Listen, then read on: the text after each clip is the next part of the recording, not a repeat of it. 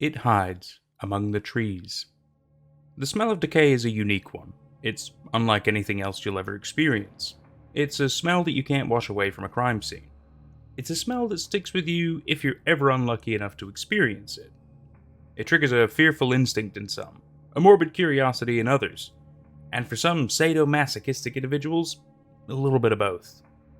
It could be a body, an animal, a human, maybe something else. It could be roadkill or a murder. It could be relatively fresh or near mummified.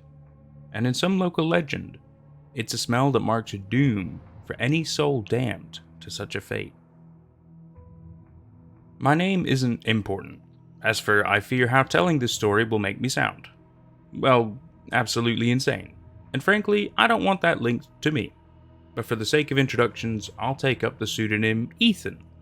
This story takes place when I was only 17, and about to graduate high school.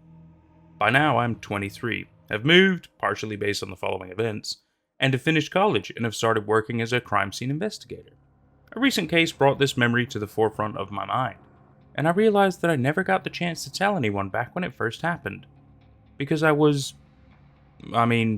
admittedly afraid of getting into serious trouble. I still am, but that's the good in anonymity of the internet, right? And I guess that traumatized part of me inside hopes that someone from the area or surrounding has had this experience with it, or at the very least, can believe me. It. That's all it can really be described as. Unless, of course, you're from the area, and you know it by name. The Farino. Hi, my name is Ethan. I'm from Illinois, specifically Sycamore County. Go Coyotes, right? Well, in my teenage years, I've seen my fair share of crazy shit, and if I were here for this, I could go on for hours about my experiences. But one in particular rises above the rest, and that's the one I want to talk about. Growing up, I never really had much stability. I was the oldest of 3 siblings, raised by a single mother, who passed away when I was just 8. My little siblings were 5 and 3. We were put into custody of our aunt, who never really was around much. I found myself more than her being the one to make ends meet, at least as far as my siblings were concerned. My only real escape from that responsibility was school, and in junior high to high school, I spent any chance I could get with my friends. We were pretty wild back then, at least compared to how I've since turned out. We often explored abandoned buildings, spray-painted trains, vandalized police cars, teenager stuff. And being annoying nuisances of kids, we not only got into trouble, but we did the typical kid thing of spreading spooky urban legends as if they were true rumors. And for a while, that's what I thought the Farino was. It's been a tall tale since I can remember. Even as a little kid, I distinctly remember even hearing adults talk about it. No doubt the stories had a profound impact on the local culture.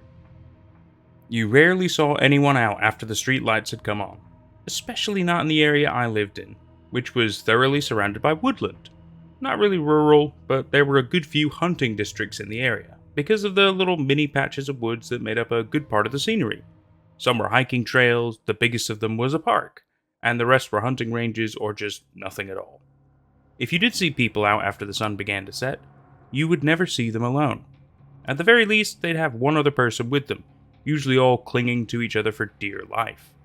For us, this was our Mothman. Everyone and their mother's dog had a story about the Farino. This was such a prominent thing in our local culture that the curfew in place was specifically designed in consideration of this threat. It was a creature that thrived off of fear. It used humans' naturally curious nature to lure them in, string them along in an increasingly more morbid trail of sights until their fear was so intense that it could strike and feed. And make no mistake, this creature was ruthless. Easy to survive if you were smart enough to not act on your curiosity, but if you weren't, as long as you had the foresight to quit investigating while you were ahead, you'd be okay. After all, the creature fed off of fear. If you didn't give in to its bait, it wouldn't mangle and devour whatever was left of you when it was done. And the way it lured people in was the fabricated scent of decay, and the expertly timed rustling of bushes or tree leaves to get your attention and get you on its macabre trail and lead you right into the belly of the beast. Of course, this was a tale so absurd. Why would a group of angsty teens ever heed it as a warning? Why would they follow the curfew inspired by a presumably faux threat when there was too much opportunity to mess around when no one was out and no one had eyes on you? Not even police got out after curfew because of the beast. Well, as you may have guessed, my friends and I were the angsty teens who thought we were too good to listen to the stories and follow the curfew. It was a Friday in October, nearing the end of the month, and the peak of fall, with winter rearing its ugly head around the corner. My friends, who for the sake of the story we'll call Spencer and Adam, and I were hanging out after school. We always hung out at the small cafe down the road from the school until it closed at 6, and we were ultimately shooed off.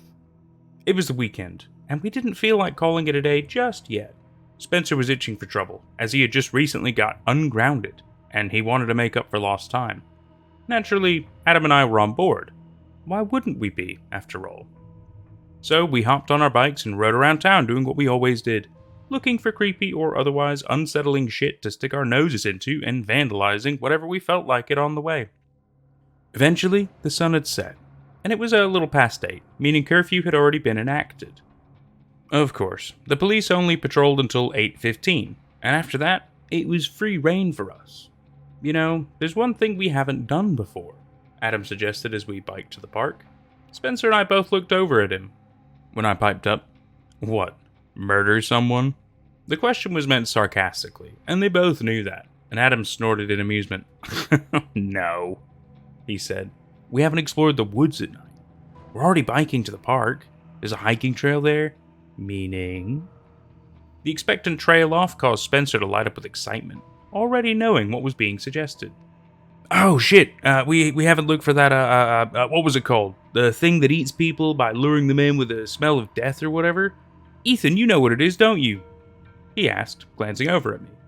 Before I could answer, Adam chimed in. "Farino. Yeah, that's what I'm talking about." And I nodded in agreement. "Right, well, what's stopping us? I have my phone on me and it's nearly fully charged, so at the very least one of us has both a flashlight and a way to call for help if the boogeyman comes out of the trees to come get us."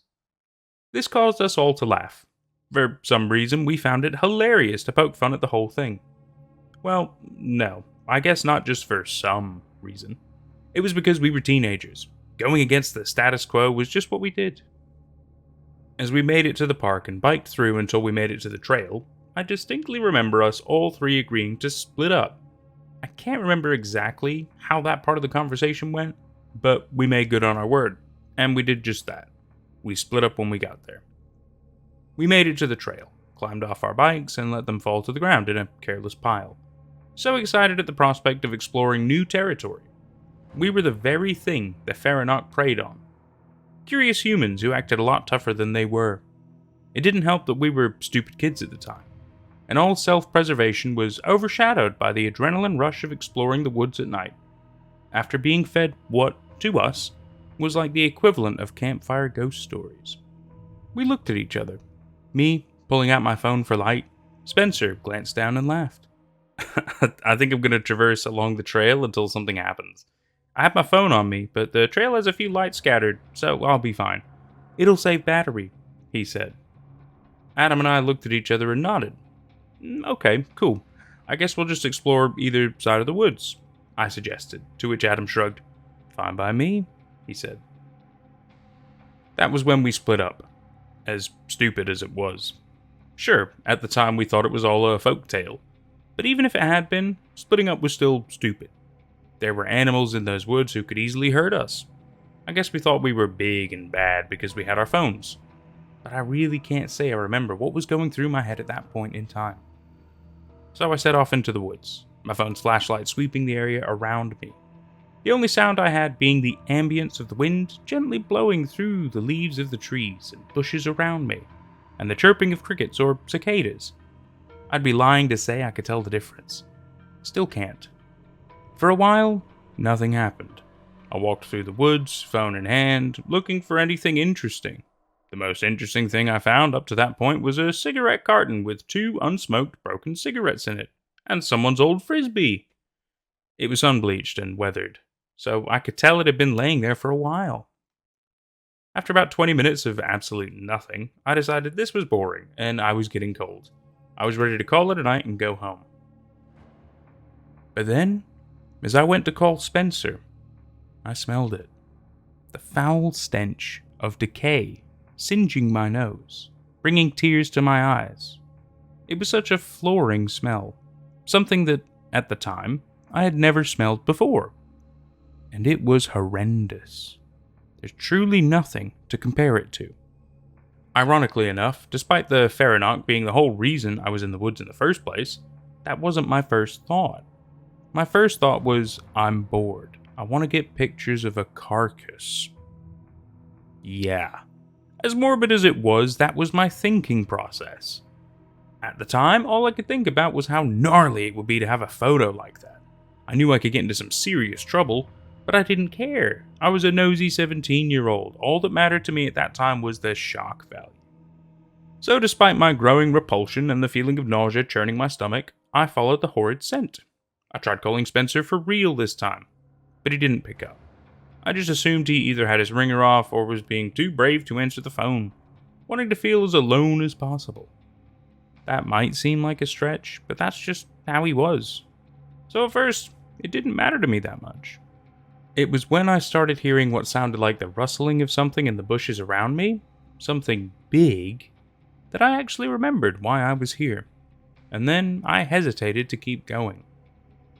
Unfortunately, whatever sense I had that came through to the surface for long enough for me to hesitate was overpowered by my stubborn curiosity, and I trekked on. And it was not pleasant when I did. The first thing I saw was a small animal skull that was almost completely cleaned, but the bone was still stained red from its blood. I thought about picking it up and taking it with me, but for some reason I just didn't. Maybe it was instinct, or maybe whatever was possessing me to be so reckless back then decided to sit this one out. Whatever it was probably for the best. I kept going, and there were even more animal bones. Eventually, there were animal carcasses. Way too many to be right. To be normal. All decaying, covered in filth and maggots, and the stench was absolutely terrible. So terrible that I didn't even bother stopping for pictures. I was already nearly overwhelmed by the initial smell of decay I was following that was getting stronger. I didn't need more. And as I continued, the trail of death just kept getting worse. Eventually, when I started seeing more bigger bones, I knew they weren't from any animal. Not only were they too big, but no animal has a human skull in hand. When I saw that human skull, my heart sank. I knew I had made a terrible misjudgment. Before I could call Adam or Spencer, I heard the rustling again. The smell of decay was now so strong, I knew if I went even a step further, I was a goner. As I went to shine my flashlight over the rustling bushes, it flickered and went off. Shit, I murmured, checking to see if I still had it turned on. I did, but it wasn't working. I was too scared to input my phone's passcode, and with trembling hands, that's when I saw it. 2 piercing red eyes staring at me from the darkness, and they were rising. First to my eye level, which I was 5'11" at the time, so it was already impressive. But then it went beyond. This thing had to be at least 7 feet tall. My heart practically leapt into my throat when I saw a mouthful of rows of sharp, long yellow teeth glinting in the subtle moonlight. As my eyes adjusted to having no flashlight, I saw its face. It was horrible. I can't even properly describe it in words. Its head was long, and its mouth protruded in a way it shouldn't have. Its red eyes were sunken in, and its face was thin and hollow. Its skin was so pale, it was almost white, and probably would have been if it weren't for the dirty, dingy gray hue it had. This was the Farino. It was a thin, lanky, grotesque being, and suddenly, it made so much sense how it thrived off of fear. How could anyone not be afraid? Instinct kicked in, and I bolted off running back the way I had came. I didn't exactly memorize the path, but I didn't care. I told myself that I'd keep running until I made it out. And I did. I ran and didn't turn around for even a second. And I'm glad I didn't, because I could hear its heavy, fast footsteps, and it sounded like it was on all fours, which was even more disturbing when I inevitably painted a mental image. Maybe that was a good thing, though, because I ran even faster, fearing for my life. I could hear its heavy, strained panting, and its menacing growl for a long time as I ran. I was easily running for longer than 15 minutes before the noises stopped. I didn't care that they had. I had to get out of there. I kept running, and I didn't turn around until I finally emerged by the road leading to the park entrance. My phone's flashlight had come back on, and I hadn't even realized it until I stopped running. Once I was out of the woods, I finally turned around. I had expected to still see the beast, but I didn't. And I was undeniably relieved. Quickly and still trembling, I tried to call Spencer and Adam, but neither of them picked up. I had to have tried calling them a total of 40 times combined, but with no answer every time. Although I didn't have solid proof, deep down, I knew what had happened. There was no denying it. I knew I needed to get home, so staying along the illuminated path, I made my way back into the park where my bike was laying, and I picked it up. As I leaned up with it, something just told me I needed to look up right then. So I did. And I'll never forget what I saw. Adam's mangled corpse was just barely visible on the outskirts of the side of the woods he had gone into. It was clear he tried to run, but he didn't make it. The sight was so disturbing that I dropped my bike and doubled over, vomiting. His body was covered in what was easily all his own blood. His limbs were dislocated and bent at unnatural angles. His flesh was torn right through in many spots, and his clothes were shredded to rags. I never saw or heard from Spencer after that night, but I knew he had suffered a fate like Adam's, and it made me sick to think about. It still does. When I could breathe again, I quickly hopped on my bike and rode back to my aunt's house. She, thankfully, wasn't home until much later, so I never had to explain to her where I was all night. I never told anyone what happened to Spencer, or Adam, or even myself that night. There were a lot of reasons behind that, but the main one was fear.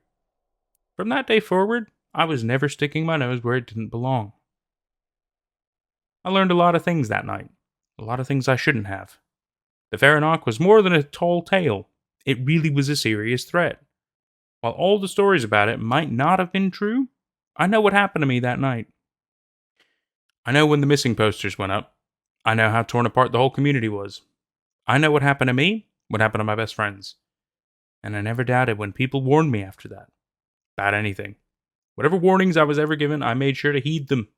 No part of me could relive those events. I moved out as soon as I turned 18. I moved far away, and I didn't look back. I got accepted into a college in Michigan, and I focused on my career. I buried myself in work so I never had to remember what happened that horrible October.